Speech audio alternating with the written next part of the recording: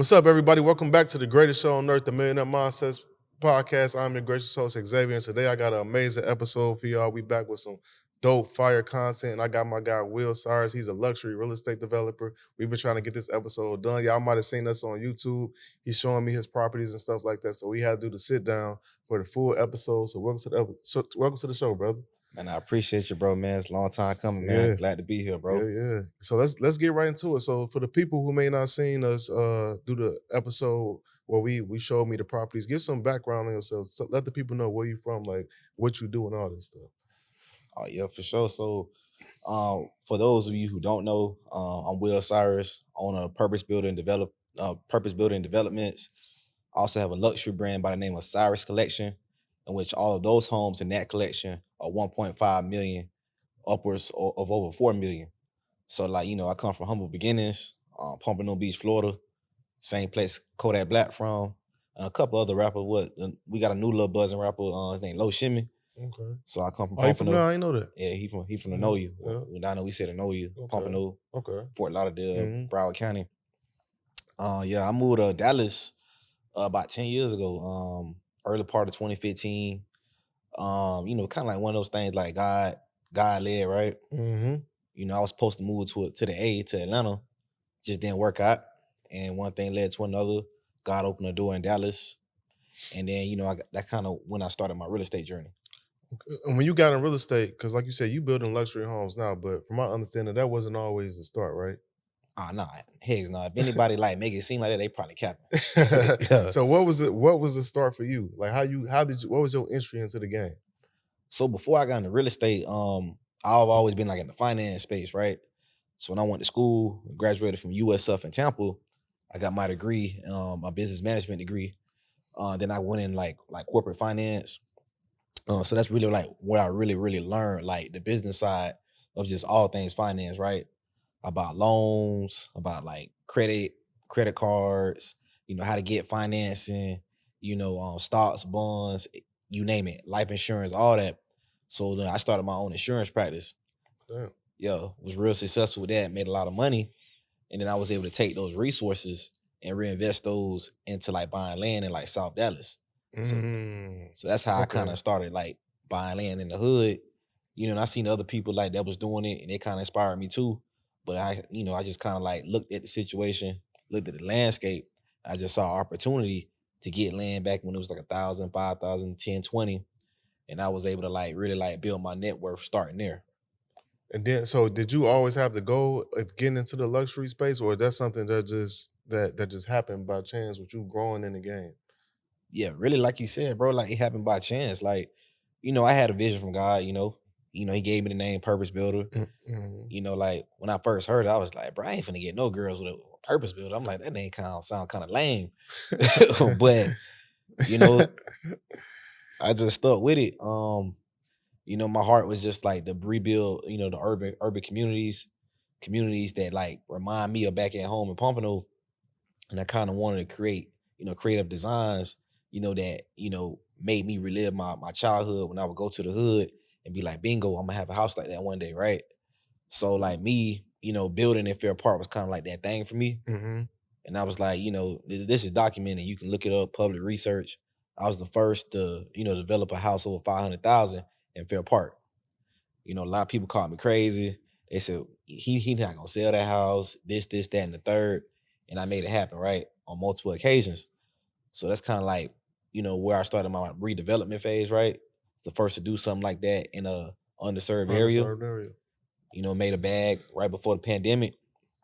Ran over 1 million bag. Like I ran well over 1 million on top of like land I had, right? My land value was already up, right? From when I was buying it 2016, 17. Then I made 1 million bag doing, building in the hood, right? But what was there any? Because like you said, ain't no home at this point sold over 500,000 in these communities, and sometimes when that happens, people could feel a certain way. There could be pushback. Yeah, for So sure. was there a pushback from your experiences when you coming into these communities and you building homes that they feel like this is way out of the price range, which is going to increase the taxes?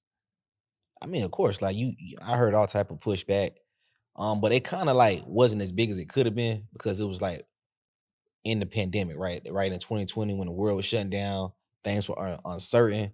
And then I just got lucky. Or I call it God, right? I believe in the Right, right. Lord. You know what I'm Mhm. saying? It's just like before the pandemic, I could only sell that house for like 380, 400 max. The cost of material had shot up. You feel me? So like what a home that I could have sold for 380, 400, I can now sell it for 500, 550. And that's how I was able to like, gain 200,000 in equity like out the gate, right? So it just so happened that I just got caught with the luck of the Lord, I call it. You know what I'm saying? So like, yeah, I had some pushback, like, oh, he gentrifying neighborhood. Right. But like my perspective and just educating the people that are listening is we got to change our mindset and our perspective. We have to adjust it, right? And look at it as beautification. Because if I'm not doing what I'm doing, then these neighborhoods are going to stay stagnant, right? And like, I don't know nobody who buys a home and wants their property taxes to stay the same forever, right? Because if it does, right, when you get ready to sell it, you basically you losing. Yeah. You losing, you have negative equity. Mhm. So anybody with the common sense that my grandma used to always say that God gave a billy goat, you want your taxes to go up. Like that means your equity is growing. If you're paying more taxes, when you get ready to sell it, you'll make more money. But of course, you got uneducated, like our people. My people die for a lack of knowledge. Facts. We push back on things that are uncomfortable to us, things that we don't understand, things that we don't know, and that's why we never grow. No, that's facts. And you a very faith based man, right? So like in real estate, as we know, it's a cutthroat, a very highly competitive industry. For So sure. how do you stay like you balance how you stay true to your faith while navigating the world and these like high stakes of business? For me, like really what it is, man, I just like I kind of got like that. I don't know if you want to call it confidence, cockiness. I just call it like, just the gifts that God gave me. I'm just gonna be me regardless, right? Regardless of how imperfect I am, I don't claim to be perfect. I make mistakes. I throw interceptions. I be out there looking like Dak Prescott sometimes. Shout out to Dak, though, but Dang, the no Cowboy beef. fans ain't gonna like that one. They not. But through it all, I'm always get back out there and play. And that's just like my perspective on all aspects of life, in business, in my faith, in my relationships with, family, if I'm dating a young lady, like I'm not a quitter. So regardless of, what the issue is, I'ma always do things my way. So I'm not worrying about outside noise or how other people perceive things to be. And I'ma always get God the glory Right. regardless of I know you leave it up to me, God be looking down at me like with his face in his palms. But at the same time, that boy know I'm loyal. So it is what it Right. is. Have you ever had to walk away from any deals or anything like that based on like your values and it not aligning with it? I would say like I would say it a different way, right? For Mhm. me, I've had deals that maybe I should have walked away, but But you because I didn't. didn't consult the Lord, Damn, those deals like kind of like turned out that's deep. bad for me. You know what I'm Yeah, saying? yeah, that's real. So I've had a couple of those, and I ain't ashamed to say it. Like, I made some bad business deals because I didn't consult the man above. That's deep, bro. And for everybody that's watching and listening, like Will, y'all hear him talking. He a humble guy, but he's doing it really big in real estate. Like he showed me around his properties. He got several multi-million dollar properties he's building in affluent areas in the city of Dallas that a lot of people, most of the time when you see the people that's building these properties, they don't look like you. They not Nah. a 30-some-year-old black man that's doing it. So how do you like just that aspect alone? Do you feel like that makes it easier or more challenging being in this position this young but dealing with big business on this level? Man, it's gonna sound cliche. I know y'all gonna think I'm super sad, he doing too much. Like I said, I ain't perfect, I ain't no pastor, but I'm just gonna keep it P. Like, I really don't be like going through no major issues. Like, when I tell you like God got my back, like I can't really explain it. I don't know how to like, put it into real words, but just honestly, simply put, like, man, I be having so much favor and so much access to doors that, coming from the hood, coming from Pompano, I never thought I would have access to, right? I'm out here building in Highland Park, Preston Hollow. I got houses in Lakewood. I know I'm one of the only black people there that's Facts. building a 3 million. I got a couple $3 million houses, not just one I'm building. So it's just like God divinely and strategically, places, the right connections, and the right people that are sending me the land deals that other people who look like me are not getting those deals. That's a fact. So it's just really like the favor of God. And he just, like I say, like I throw interceptions, but because I feel like maybe God, like, all right, he gonna throw an interception, but he gonna be like Jameis Winston. He gonna come back and throw a touchdown. Facts. But I don't know. And for those that's watching and listening that may not be too familiar with Dallas, these areas he's mentioning, these are highly, like I said, affluent, prestigious areas. Like if you was in LA or something, you think about the Bel Air or Bel Air is- Malibu in the LA area. These are the Mhm. areas that he's building in. And it's fire, bro. Like I said, you took me some of your properties. I'm looking around, I'm like, damn, this is crazy, man. But I want to talk about like funding. So with these projects, are you doing partnerships? How are you getting the funding to do these projects? So I would say on 99% of my projects, like it's self-funded by me, right? So what that means is, right, of course, like you're partnering with a hard money lender or a bank, right? So like you're not quote unquote putting all the money up yourself, but for most majority of my projects, I'm putting down the down payment, right? Mm-hmm. So just to give you an example, right? I got a deal that I'm gonna sell for 3.5 million, but the cost of construction on it is about 1.2, right? The actual cost of the land, giving you a real life case study, is 870,000, right? So if you had 870 plus a construction budget of 1.2, what does that give you? That's 2 mil. Like 2.3 Yeah. ish, like a little less, right? So, your down payment on that, depending on your lender, it's gonna be anywhere between 10 to 15%. Then you gotta add points. If you're using a hard money lender, they're gonna want anywhere between 1 to 2 points. So if it's 10%, what we call it 15%, you add those 2 points, that's 17%. Then you add another 0.5% for closing costs, right? That's your title insurance, that's your general liability insurance, Mm-hmm. that's your builder's risk insurance, and whatever taxes you may have to pay depending on how the contract was written up. So you add all in all, on a typical deal of that magnitude, I'm probably got to put down like 400,000, Mm-hmm. 420, depending on my lender, right? Right.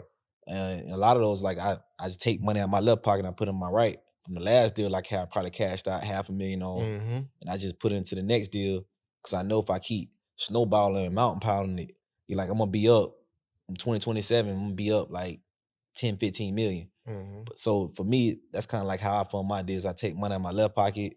You do cash out refis. So every project I'm cashing out. For the project is done 95%, I go to my refi lender, and they let me take out the 75% of ARV. But in this business we say ACV, right? That's after construction Construction. value. So if the after construction value is 2 million, right? Just using an example, we'll use a 3 million, right? You got an ACV of 3 million. You got a loan for 2.3. They'll let you take up to 75% of the 3, right? So if we did the math on that, I'm in my teaching mode right You now. good? You good? Do your thing. So we got 3 million. My lender gonna let me take up to 75% of that. 75%. They'll let me take up to 2.2. Well, in that case, probably like 85%. With this lender, when you get those bigger loans, he let me take 85. So say 3 million plus 85%. Hold on, let me go back. My calculator got COVID. 3 million times 85%. So that's 2.55. So I'm gonna take you minus that by, minus the down payment, right? So my loan was 2.3, had to put down 400, right? Yep. You take 400,000 from that 2.3. That's 1.9. That's 1.9. And then 85% of 3 million is 2.55. So 2.55 Minus minus 1.9. 1.9 is what they'll allow me to get access of cash to. Before I Mm. close on it, I have access up to the difference minus closing costs. See what I'm saying? Yeah. So I probably take like 200-300. You won't take the whole thing. I mean, if I need it, yeah, but like I'm gonna take whatever I need to get whatever I got going on in business accomplished. You know what I'm saying? Right. So, every project I'm gonna cash out like at least 200 bands, 150. When you dealing in the higher end upscale, it only makes sense. You 95% done with completion, you're gonna take out a couple 100,000. You know what I'm saying? Whether Mhm. you put money into another project or you just taking your profit up front as you're waiting on closing, because you still got interest You payments get that you got to interest. pay. Right. See what I'm saying? Mm-hmm. So just educating the people, You got your interest payments on these higher end deals, paying somewhere between 10 bands to 20 bands, depending on what your loan structure is, A right? month? Yeah, a month. And if somebody like me, I got like 10 going right now. I'm paying 100,000 in interest. Yeah, like Every easy month. every month. Like that's just what it is.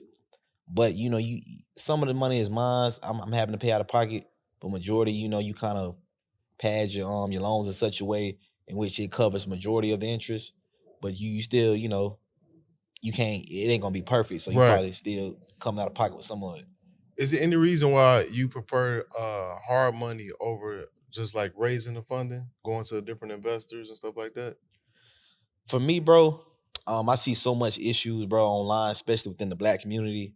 Uh, You ain't lying. People taking people money. I'm not gonna say no names, but y'all know, the people y'all seen online. Yeah. People out of I ain't throwing no shots at nobody, but y'all know the people who took people money Yeah. and didn't do what they said they was gonna do. Facts. I don't want to take nobody money. That's really not my thing. I'm not really interested. So I'd rather go to the lender and deal with them.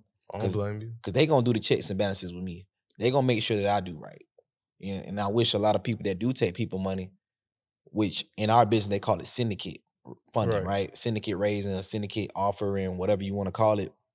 I wish there were more checks and balances through lenders and through like third party arbitrators that want like first party people that they know to ensure that whenever they ask for a draw, that they're actually doing what they said they're going to do. Right. So that's why I don't want to take nobody money like that. It's just not my thing. But now that I'm scaling up, I will say this in all honesty and transparency, I'm starting to accept investors, right? Really? For the down payments to get into the deals. Right. So I got a couple partnerships with some big name people currently. And that's why like now I'm scaling like, from like doing like 20 million a year in revenue to scaling over like 60 million in revenue in 1 year, so, right? Because I'm allowing these strategic partnerships with people that got some bread, right? They worth 50 million, 100 million, whatever the case may be. And they want tax write-offs, whatever the case may be. And they throwing like, to your deal. Hey, we'll give you 2 million. Like, what's the return on it? Oh, I give you 30%. Boom. That's a good deal. Put that in like 300,000 a project. I got about 6, 7 I can do now. Right. See what I'm saying? So what would you say is the biggest as far as deal you regret or your biggest setback from a deal? Man, I had a couple, bro. I told you one on, bro. Yeah, we talked about one of them, I remember. I'm gonna give y'all two, man. I'm gonna give y'all 2 for 2. So one, my biggest setback on the business side, right? Well, they both business related, but I'm gonna say like a setback that was more so like a tuition payment, right? Because I learned something that I didn't know. So I was building a retaining wall out in Cedar Hill. I'm not gonna say it was a rookie mistake. It's just like you don't know what you don't know. Right. So I didn't get the guys general liability insurance. That's an important piece of game for future developers, builders, whatever you think you're doing, GC, or maybe you're hiring a GC. Whatever end of the spectrum that you're on, you got to make sure you got these people's general liability and that it's enforced at the time they're doing the work. See what I'm saying? So because, I didn't know this, I'm thinking the guy's good. I worked with him before. I'm Gucci, everything good. It's all good in the hood. Kind of find out that I almost said something, boy. But that nigga didn't have his goddamn general liability in place. And when it came time for me to ask him, like, hey, bro, I need you to come back and correct this. That nigga was basically like, catch me if you can. I'm the gingerbread man. He was like, I don't care. I said, I'm gonna call ISIS. He said, call him, my friend. I said, all right. I called ISIS. He come find him. He was back in Mexico. Damn. But damn. I ain't trying to be funny, but like this is a real story. So that ended up costing me like 150 bands to fix the retaining wall because I had to tear down the existing retaining wall. You got dump and haul off, right? And then on top of that, I had to rebuild the wall new all over again. And on top of like bringing in more dirt, bringing in more fill, bringing out engineers, paying them an hourly rate to ensure that this time around that the wall was constructed and built correctly. Properly. You got legal involved, you got all these different things involved. It just ran it up to about 150. But it was an important lesson that I learned. I got my Harvard education in Facts. 3 months, bro. So, and that's why now, like, I know like the business side, the contracting, what contracts you need to use, all that, like the back of my head, and how important it is to have civil engineering and structural engineering through every phase of the development process. Not trusting these subs, like, oh, he good people. Ain't nobody good in this business, bro. Like, but the Lord. So you can't trust people to do right. But I'll tell you one thing that can make them do right. The contract. That contract, but more importantly, like the insurance is in place and making sure those engineers are out there so you can have more people in the bed with you. So when these things arise, you can point the blame at the engineer and say, all right, bro, you okayed this. You told me I was good in your professional opinion. You did whatever methods or tests that you were supposed to do. So hey, I expected you to work. So now I can charge your insurance instead of mine. That's game. So That's what was the second one? The second one, I ain't gonna say his name, but all I'm gonna say is, you gotta be careful with, which realtors you let list your properties. You know, I mean, I ain't saying he a bad person, so I'm not gonna go on and say like he like, with ill intent, just say, oh, I'm just gonna cost this man money. But for the people at home that don't notice this, that us developers, we're paying interest payments every month. Every month that we're building, every month that a house sits on the market, we have interest payments. They don't stop. Even people during COVID, y'all still have mortgage payments even if you lost your job. Facts. Same thing in this business. So I had a particular young gentleman have my property for a whole year. Couldn't get it sold. I would have respected dog more if he would have just said, hey, bro, I'm gonna be honest with you. For the sake of our friendship, whatever the case may be, I'm gonna go ahead and let this listing go. But here's a couple of recommendations I can refer you to, right? We cool, I thought I could get it sold, but here's the feedback we've been receiving. I don't think I'm the right person for it. That would have been great feedback. That'd have been great feedback, right? Yeah. Oh man, we gonna get it sold, man. Oh yeah, man, we got this going, we got that going. We're trying this, we're gonna do that. I keep hearing nothing but excuses. What you gonna do? You could have I kept asking that, bro. I'm about to take it off and get it somebody else. Well, whatever the case may be. Oh, we're gonna get it sold. We're gonna get it sold. Ain't never got it sold. A whole year passed by on this particular property. I'm paying $11,500. For all of you who went to school and know your math, what's 11 times 12? What's 130? What's that? 133? Almost 140. 140. Plus, I got a pool, so I got to pay for pool maintenance. I got to pay the light bill. It's almost a 5,000 square foot house. Light bill be like with a pool. You feel me? $300-400. So you got all these expenses, bringing it up to about $12,500. So it gets expensive, and that's what these realtors don't understand. They just be on the gram looking all pretty, like, oh, I can get your house sold. Like, nah, bro. Like, I'm gonna tell any developer, builder, whatever the case may be, go for someone who has like more strategic strategies on how to get your house sold, irregardless of what neighborhood is in, irregardless of what market we're in, irregardless of the feedback that you're receiving, right? Because no sales process is perfect. Facts. And I understand that I'm not illiterate. I understand the business side of this business. But you got to get a realtor that know their stuff and that's more unconventional in their thinking process than thinking, I'm just gonna post this house on MLS. Right. I'm just gonna have a party, or I'm just gonna, you feel me, post it on Instagram and someone's gonna buy it because I'm this person. That ain't how they work, bro. Not granted, there's certain things that you can't overcome if it's in like the wrong side of town, whatever the case may be. But I feel like if you take a listing, I feel like you should give yourself 90 days, 120 days max, and you should let it go. That's usually the rule of thumb people go by. That's right. Yeah. So if it lasts for longer than that, obviously you're telling the person that, oh, I can get it sold. Oh, we're gonna try this, we're gonna try that.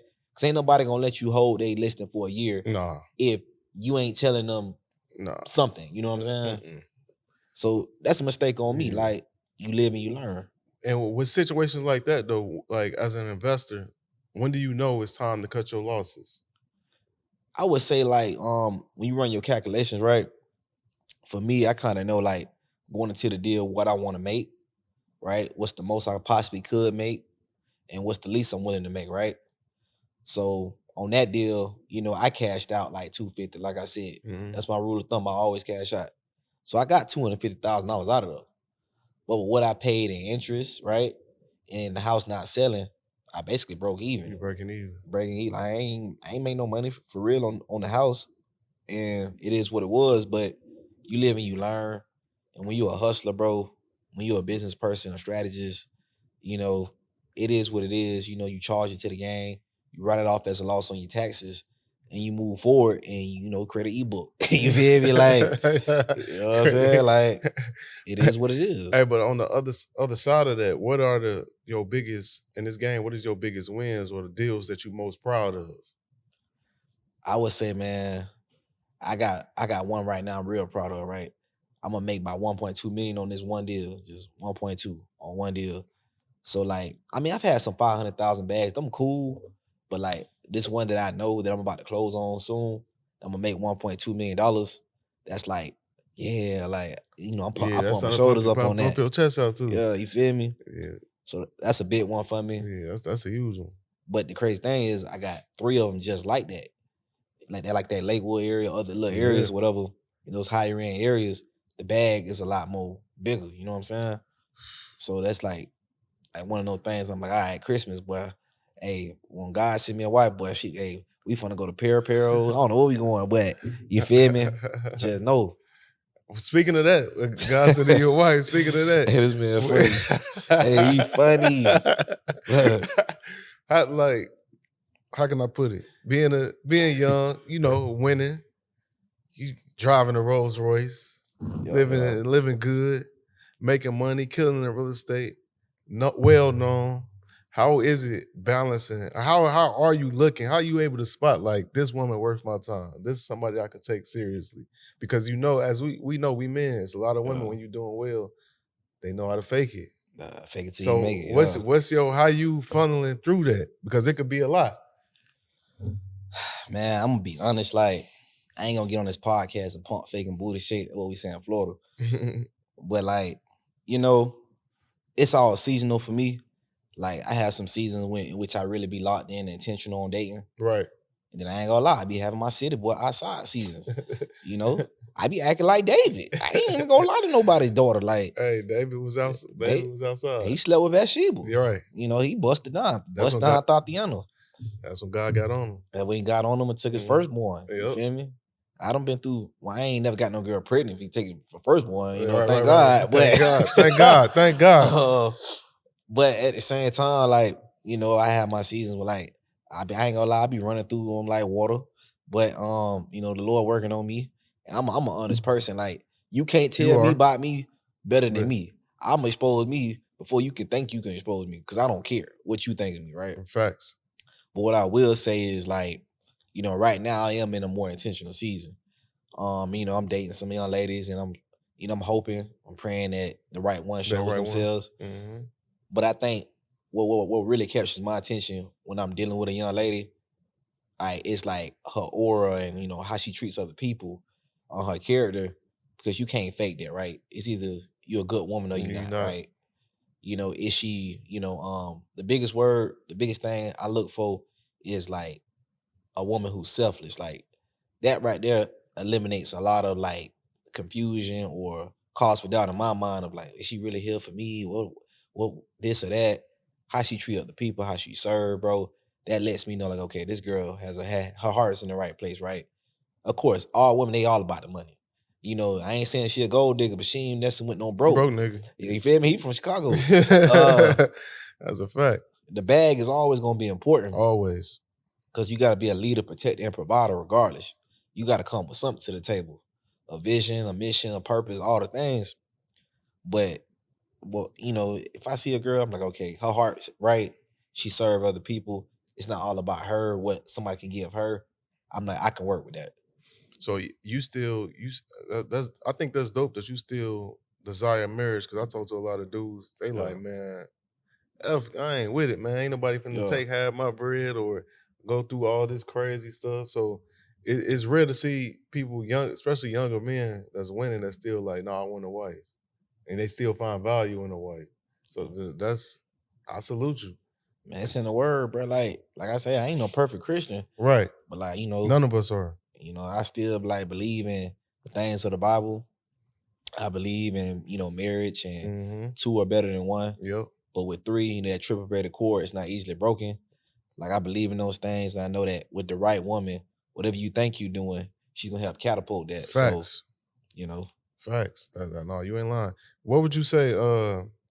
Like, because we was talking about like balancing faith and business and keeping your head on your shoulders and staying down. Because at this point, you doing how many? At this point, how many deals would you say you doing a year? I've kind of condensed it a lot. Was that intentional? Yeah, because I'm doing high end luxury, right?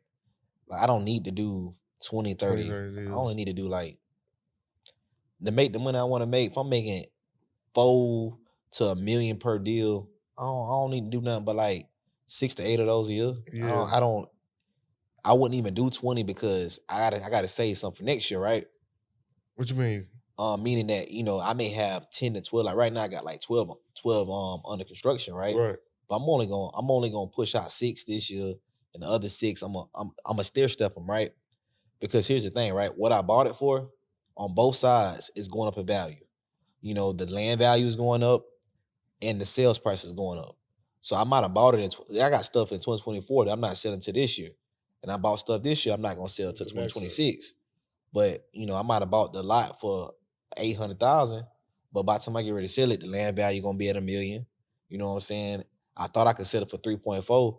As the economy turns around, it may go up in value to 3.6, 3.7. So I'm in no rush to build a whole bunch of homes at once when I understand supply and demand, and the increases of power, right? When it comes to like the money dynamics, like I would do better if I was to push my process out a little bit further into the future and make a couple 100,000 more. Yeah. Yeah, that make a lot of sense actually. What would you say to somebody, right, that's listening or watching? They want to be a luxury real estate developer, but let's say they got 10 bands, but they want to do that. Yeah. What would you say to get them like to that end goal? Like, what do they need to do? Man, they gotta sell some dope or something. They gotta go trap, man. Hit the dice game, go to Vegas. All jokes aside, my bad. Kids, don't do drugs, man. Like this is a kid-friendly podcast. Right. Go to school. Love the Lord. Facts. Get a wife or something. But I would say it really start with your credit. You feel me? Credit. So you think credit is more important than money in this game? Of course. Like, starting off initially, right? You're gonna build your capital after you do your deals, right? But if all you guys 10 bands, like to answer your question, you're gonna need a hell of a credit score. So you get that 800, you can still keep your 10 bands, you got a little later take of the Turks. But that 800, hey, that gets you about 150 in business credit. Yeah, it will. That's facts. So you saying they should primarily focus on their credit to get started. Yeah, like 10 bands ain't no money. You can't do nothing with that. You can't do nothing with that. Bro, you probably build a house in the hood, but not in the luxury space. Nah. You're gonna need about 200.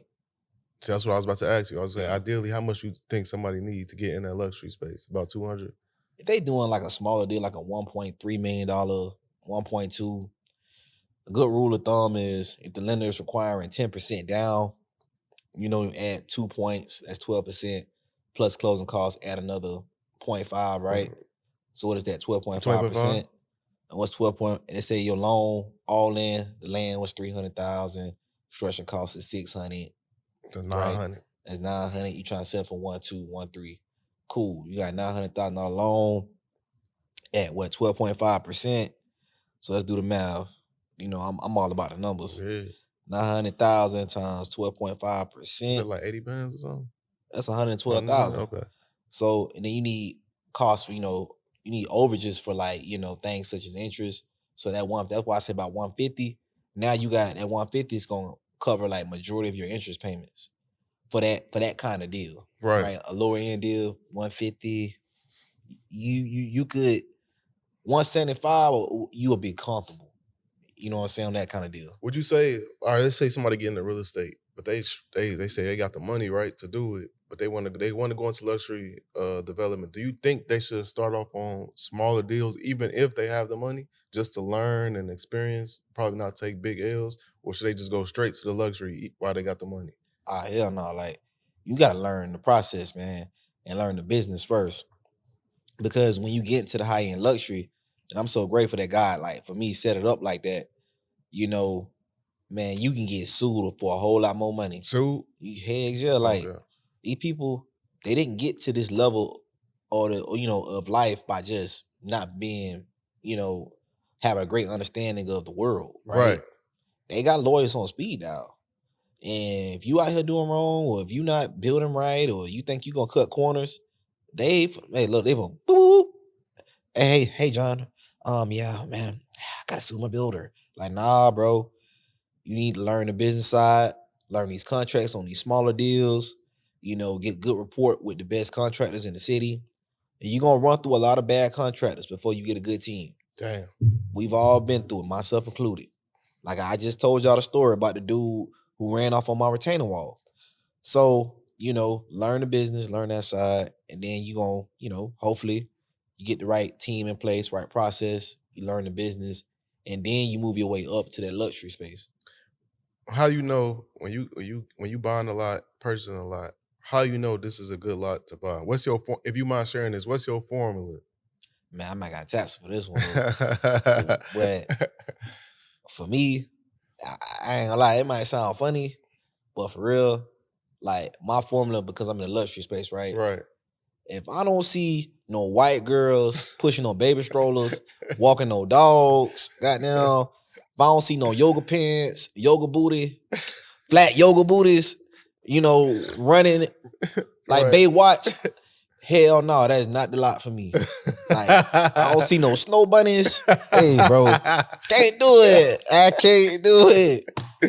They'll let you know this might be a good area. Right? Yeah, boy. Like, you walk outside your yard, like, hey, neighbor, I'm trying to see some snow bunnies. Like, that let me know this is the right neighborhood. I'm not mad at. I ain't mad at that though. That's real though. That means it's probably most likely it's a safe neighborhood. Safe neighborhood, yeah, which is important. It was because if it's safe, people more prone to buy nice homes. So that makes people. That is funny, but it makes sense too. Hey, I might tell a joke, but I won't tell a lie. You ain't lying. That's. I like that answer, bro. So what would you say? Right, the most important or best piece of advice somebody gave you, not even just for real estate, I'm talking business, period. Something that helped transform you or take you to the next level in business that some game somebody gave you. I would say, man, it's this old dude when I was living in Tampa. His name was Dr. Michael Miller. At first I was like, man, this dude weird. He keep calling me, bro. Let me mentor you, man. I see greatness in you. But a saying that this dude would always say is, a man can have anything in life if he is willing to wait. And he used to be saying that. I'm like, bro, man, get out of my face, bro. You weird, bro. He's like corny. He's like, get out of my face, that corny shit. That's corny, bro. You tripping, bro. You get on your medication parts or something. But like, as I become more experienced, and as I've grown in life, I start to realize, like, man, like, the best things in life are worth waiting. And because I've waited, like, I've been able to achieve everything that I've wanted to achieve in life. Like, I waited my turn. I've been overlooked by a lot of things in life, right? Thought I would go to the NFL. That didn't work out. Thought I would be married by now. Thought I would be so many things that I got overlooked and passed over for. But like Tupac said, that rose from the concrete that grew. Mm-hmm. I waited my turn, waited my time to shine. I'm 33, about to be 34. And everything I waited for, everything that I wanted to be, I am times 20. So, a man can have anything in life if he's willing to wait. That's deep. What would you be doing if you wasn't a real estate developer? Man, I ain't gonna lie, I'd probably be posted in the trap. But nah. But I don't know. I mean, I've always been a hustler. Like I said, humble beginnings. Like anybody in my neighborhood, we was outside doing what we were doing, but whatever that was, right? I've always had like a very forward thinking mindset, right? I've always saw myself as a boss, not an employee, not a runner. Like I ain't finna be what I look like selling drugs when you can make plays from a different place, right? Like Exactly. I never thought like how everybody else thought in my neighborhood. And I was always the most intelligent person and always the leader. Where you think that come from? Really, man, just God. God, importantly, God, the spiritual Mhm. gifts He gave Mhm. me. Mhm. But just like, my OGs too, like, I just saw older dope boys on the block, real bosses in the streets, they handle their business. And the ones that really, really made real money was touching some paper was the ones who understood the concept of, you got corner boys and you got business boys. Mhm. And the ones who understood that portion of it was the ones who was like out the way. They wasn't in the trap. They wasn't, seen. They was Yeah, low doing out key. the way. Ghosts. Like ghosts for real. Like literally, I grew up around a bunch of ghosts. So some boys taught me a lot, like how to move, how to think, how to be strategic, how to be forward thinking, and always be the first to do what you're doing and keep people on their toes. Like, man, he done did it again. Like, how do you think to do that? Because I'm always in the lab. Like, people don't know that. Like, I'm always 10 steps ahead. I'm in the lab. I'm studying. Studying. I'm always like, all right, I'm gonna do this. Let's do that. Oh, if I do it like this gonna happen. Like I know, I already know what's gonna happen before it happens. And 85% of the times I be right. So Mm. How do you deal personally? How do you deal with doubt? Whether that's doubt, you questioning yourself, questioning your abilities, whether you questioning your faith, even biblical figures in the Bible is questioning God at no points. facts. So how do you personally deal with that? Now, like on a doubting, like God, there's been Or times God or business, either or. I use God first, right? Okay. I think there's been times in my life when I was like younger in my faith, right?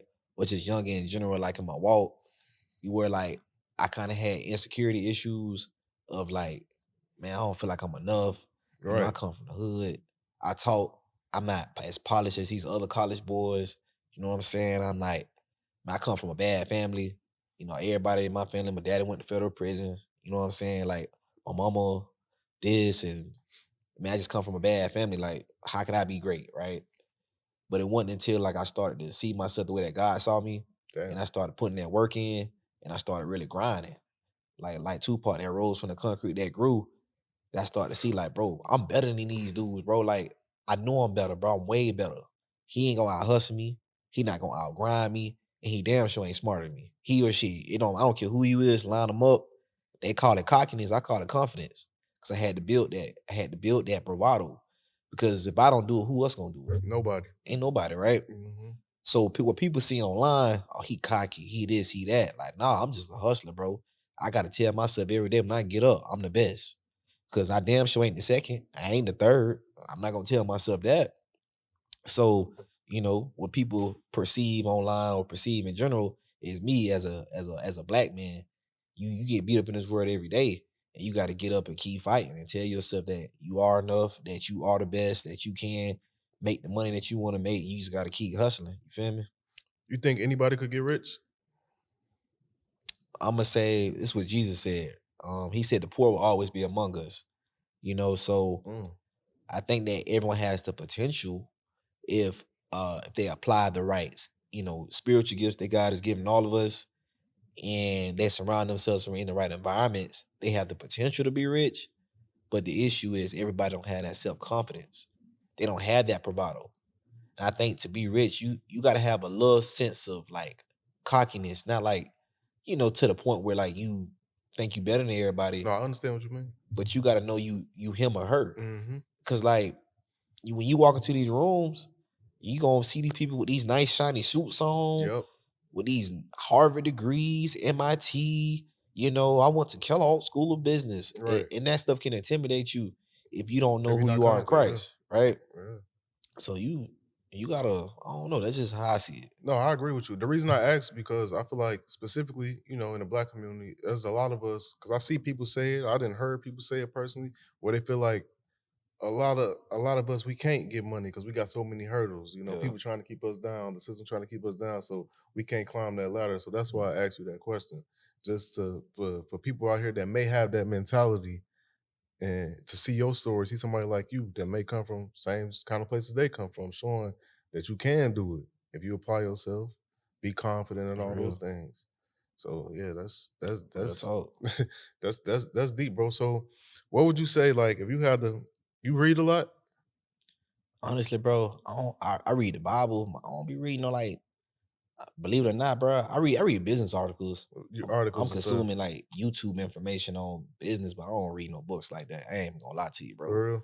I really You always been like that. I always been like that. Like, I mean, I read Harry Potter books growing up. You feel me? Like, Shit. I don't be reading like all these books that everybody be reading. Like, you gotta read. I be like, nah, bro. I'm just a hustler, bro. I You study in the the field. streets. You in the field. You feel me? Like, Mhm. I study the streets, bro. Like, I see what's going on, and that's how I retain information. That's my learning style. It's by doing, not by reading. That's just I'm not built like how everybody else built. So That's interesting, bro. So how did let me ask you this, because you spoke on your family saying how like you kind of like one of the first members of your family to do all the things you done, right? How do you handle that with success? Because I know it's a lot. This is real, bro. You know they got a thing called the black tax. That word uh, exists for a reason. You got so many people out here that's listening or watching. They may be experiencing success, even though it might not be on your scale, but compared to their family, yeah, they that first one with 20 bands, that yeah. first one with 50 bands. How would you like? What would be your advice to dealing with that, and how have you dealt with that on your walk? Man, I ain't gonna lie, bro. It be something that I'm like trying to figure out every day. So I ain't gonna make it seem like I've arrived Right. and I just get and understand how this thing all works. But I think the thing that saddens you the most is like, man, you know, I've accomplished all these things. I made all this money, right? Millions of dollars, right? To the point you look at your like crypto accounts, you be like, dang, bro, like you just be like, It's up. it's up. You know what I'm saying? Like you look up, you see some crazy numbers on there, right? And you be like, and you be wanting so many people to come with you to where you going, but what you realize is what Jesus said, and it's just so true. How like the Bible really speaks to modern day culture and society. You know, that's why like I say God's word is will never be outdated. Never. It's not old school. Nope. It's every school. My boy, Right. like new school, Old middle school, school, old future school, school. future school. But the point I'm making is a prophet is honored everywhere but his hometown. Facts. And man, it's so sad, bro, that they gotta be that way. That you know, family look at you like, oh, he a house nigga. He think he better than everybody Right. or whatever. He bougie. He bougie or you know, he ain't from the hood no more. He don't come around here. Hell nah, cause y'all might rob me, nigga. Like the hell, nigga. Like, but nigga, I ain't broke no more. You got something to take now. Right, right. When you my cousin, you's a damn robber, nigga. Like you steal from people. You stole my grandma TV. That's the reality of it, though. Yeah, you feel me? You got to move different. You got to. Oh, why you got security? I Why got you something. don't? I got something to lose. You feel me? Yeah, I think that's tough for a lot of, like I said, specifically in our community, especially the Black and Brown community. Period. That a lot of our families are impoverished. And when you come up now, it's you're not even looked at as a regular person. Like, let's be real, you're not even looked at as a regular person no more. To a lot of people, they see you as like some sort of God-like figure. They put you on that kind of status when that's not even what you're looking for or asking for. But they see you in a different light, and it's hard for people to manage that. To say no to people. They don't want to distance themselves because they scared that people gonna judge them and say, "Man, you think you too good?" So then they get caught up in the weird predicaments, some weird shit sometimes. So it's interesting, man. Everybody deal with it differently though. Like, so I'm always interested on how people deal with that. That's why I asked. I don't really. I mean, it'd be hard to deal with it. I like my outside family. I don't really care. I'm like, you ain't do nothing for me growing up. Right. But when it's your immediate family, It's different. like your mama and your siblings, it'd be like, dang, bro, I wish things were different. I wish I had the Huxtable kind of family, right? I wish I could have like that relationship like other people have with their parents where they can go to their parents for advice. Right. That ain't my story, bro. Like, what can they tell me? Right. Like, I'm like a big brother to my mom in a sense. Well, like I don't have like that dynamic in which I can go to my parents or like have people And they put wisdom on you. put wisdom on me. Mm-hmm. Now it'd be a lonely road. Like, damn, bro, Right. like you ain't really got that in your own family, so you gotta go get mentors, and you can find it through the church, through discipleship. I get that, but it ain't nothing It's like different than family. When yeah, it's your own family. for sure. And this the final question I got for you. 18-year-old Will, what would be your biggest piece of advice to him? Man, I would say like it's so many things I can think of. But my 18-year-old self, I was a knucklehead. You know what I'm saying? I was just like kind of like confused, lost in the world. Right. You know, It's like most of like us. most of us. Mm-hmm. But I would really just tell dog, like, man, kind of like what Dr. Miller told me a long time ago. He said a man can have anything in life if he's willing to wait. And just on top of that, just say, like, hey man, young man, you gotta be more disciplined, bro. Mm. Like you out here running wild, you know what I'm saying? Now, gratefully, like the Lord was able to redeem me from all that, whatever the case may have been. But I would really talk to him like, hey, bro, you could be even further if I get you a little bit more disciplined. If you correct this, if you do this. But I ain't had nobody to teach me. Right. My daddy was in federal prison. My mama was working at Winn Dixie. I'm in the hood, lights be off, we got roaches and rats, whatever, like humble beginning, right? But I would, if I could mentor and disciple that young man, I just pour like everything I know now, I just pour it into him, like, bro, like you could be great. You could do this, you could do that. And like help him build his self-confidence a lot earlier. And then like teaching him, like, bro, you ain't no gangster, bro. Like you ain't no street nigga. Like, bro, like you a child of God, you this, you that, like speak that life Speak into that life dog. into him. So a lot of young men they missing that because I ain't had that. My daddy wasn't gonna tell me. And wasn't nobody in my neighborhood gonna tell me. We scared all the pastors away. Hey, ain't no pastor finna come outside. We shooting on the block. So Right. who gonna tell these young men like you enough, right? And that's why people don't understand why like they call me cocky, call me whatever they want to call me. Like I gotta tell myself every day. Who else in the hell gonna tell me? Nobody.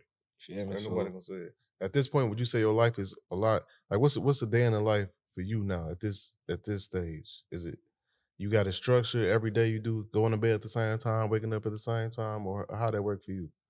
I'm gonna be honest with you, bro. Like I be seeing it on the podcast, they be like, yeah, if you want to be a millionaire, which Right. I'm a millionaire times 10, 20, but talk, your, you know, talk your stuff, man. he be like, you gotta wake up at 6 a.m. You gotta work out. Hell no, man. Look, do whatever works for you, bro. Like for me, I do work out, I pray. That's one of the first things I do. Pray So every morning. I pray, I talk to the Lord. I wake up my eyes, I look at the ceiling. It's no special word you gotta say. Ain't no damn Sierra prayer. I don't know. You Right. just talk to God how you talk to him. And then, I say, all right, I work out at 8:30. Boom. Work out at 8:30. Gotta eat right. Okay, what's on my meal plan today? Boom. What's on my agenda? Like now, at this point, I have a structure to where I have employees, people that I put in places, and I pay them well to run the business for me, and I'm not Be more having hands to, off. be at a project site. I got people that do that. They have insurances that I have possession of to build these homes. All the liability is on them. It's not on me. So I'm able to have more time back in my day to create. And I'm actually a creative. A lot of people don't know that. Like I write films. I got a couple movies I'm writing. Like all type of different things I got my hands That's into. hard, bro. Yeah. That's hard. That's dope. This is the last thing I got for you. What would you say is the For biggest sure. lesson or misconception about being a millionaire? Something that people don't know. You made it. You made it to this point. You're young. You're still in your 30s. A black man. What's something that people don't know about becoming a millionaire? I would say like the spiritual attack, man. I be bringing everything back to the Damn. to the Lord, What bro. you mean by that? Like, man, I think Biggie said it the best. This ain't in the Bible though, but like, more money, more problems. That's one of my favorite songs. And you be like, I Yeah. don't know what they want from me. It's like the more money we come across, The the more more problems problems we we see. That's real. Like, oh, That's real. That's a simple way. So ending it off, man, where people can find you, follow you, if they want to be a mentee of yours, like anything, where can they locate you at, bro? I mean, what they say on next Friday? You can call on Tyrone. uh, you can find me on Instagram.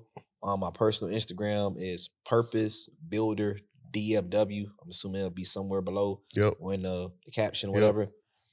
And then my luxury brand is the Cyrus, Cyrus collection. One word. The Cyrus Collection or Purpose Builder DFW is my personal page. Okay, but yeah, make sure y'all tap in, bro. Y'all see all the amazing things he's doing. And once again, bro, I appreciate you for coming on the show. This was a dope episode. And as for me, y'all can find me on all platforms. I'm at the Millionaire Mindsets Pod, or that's Xavier C. Miller on every single platform. And that's all I got for y'all on this episode. See you guys next episode. Peace.